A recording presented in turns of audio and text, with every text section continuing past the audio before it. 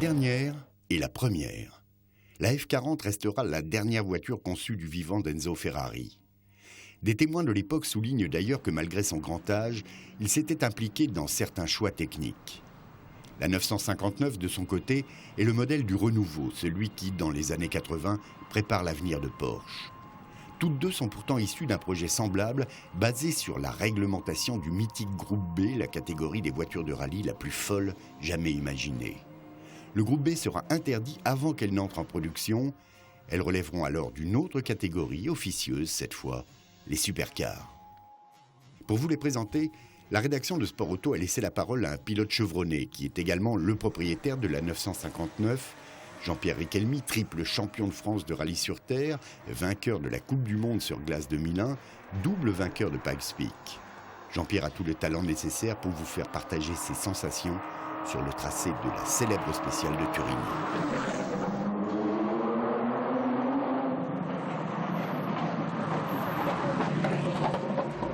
Un petit tour de F40 dans le col de Turini. A priori, c'est pas une voiture faite pour ça, c'est une voiture pour la piste. Mais bon, la boîte est beaucoup trop longue, mais la voiture vire à plat. La direction est très légère.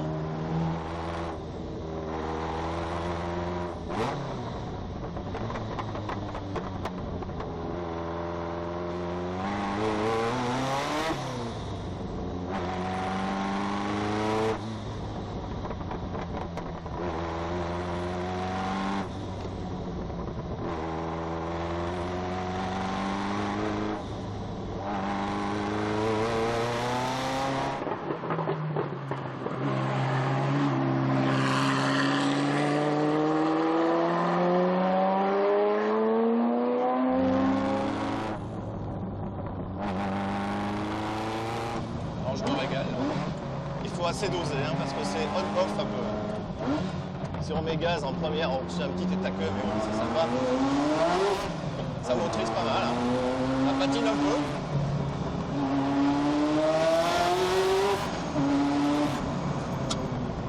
Bon, faut taper beaucoup dans les freins quand même parce que il n'y a quasiment pas d'assistance.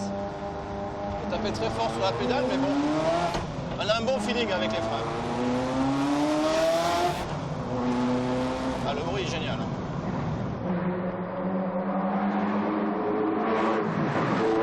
Les freins, donc la première rentre très très bien.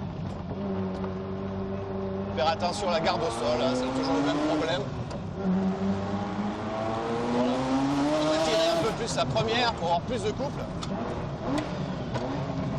Ah mais c'est bien, très très bien.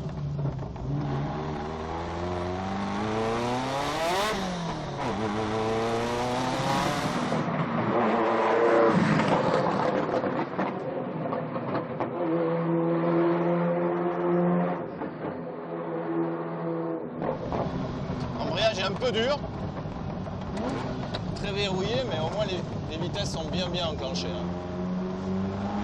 C'est un vrai régal. Je la trouve très maniable en plus.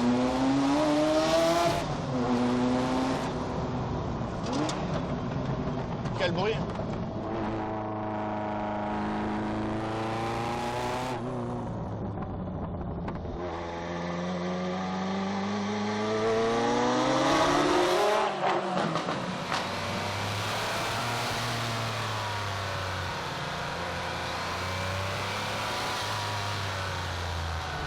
Le col de Turini en Porsche 259, c'est assez particulier parce que la voiture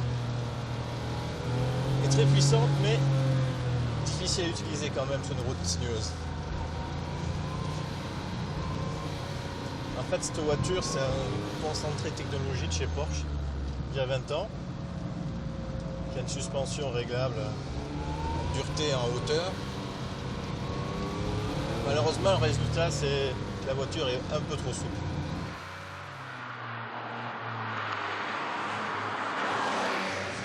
Quand le deuxième turbo se met en marche vers 4800 tours, il faut bien tenir la direction ferme parce qu'il y a un gros à-coup et la voiture a tendance à tirer un petit peu de l'avant.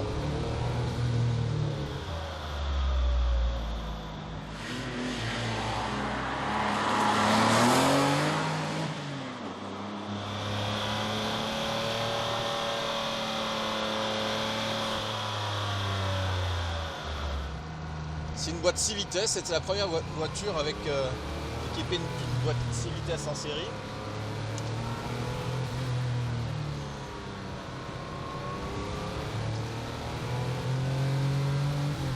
Le grip est assez intéressant parce que c'est une 4 roues motrices.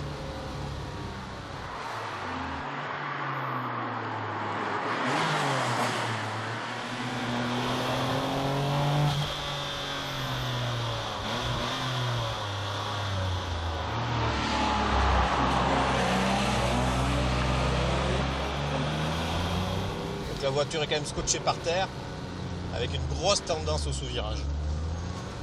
Avant que l'arrière se dérobe, je pense qu'il faut que le terrain soit vraiment très très glissant. Avec la boîte 6, l'étagement est meilleur que sur celui de la Ferrari.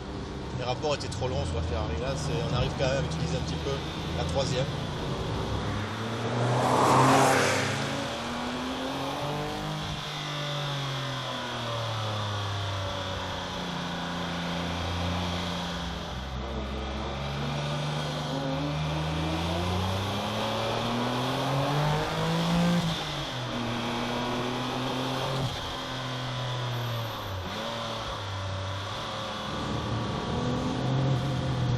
Au démarrage, on est quand même bien propulsé par les 4 roues motrices. Même par une voiture moderne, même par rapport à une Porsche moderne, elle a encore son mot à dire. On est un peu dépassé, évidemment, en suspension et peut-être en freinage si on insiste un petit peu. Voilà. Partant d'un même désir, Ferrari et Porsche ont abouti cette fois à 2 voitures radicalement différentes. Quand la Porsche était une vitrine technologique, Ferrari réalisait une voiture typée compétition. La F40 est extrêmement exigeante, ne pardonne rien à son conducteur qui doit souvent se transformer en pilote. Ce sale caractère la rend absolument passionnante. A l'inverse, plus de 20 ans après son lancement, la Porsche distille des performances toujours fascinantes, assorties d'une facilité d'utilisation très moderne.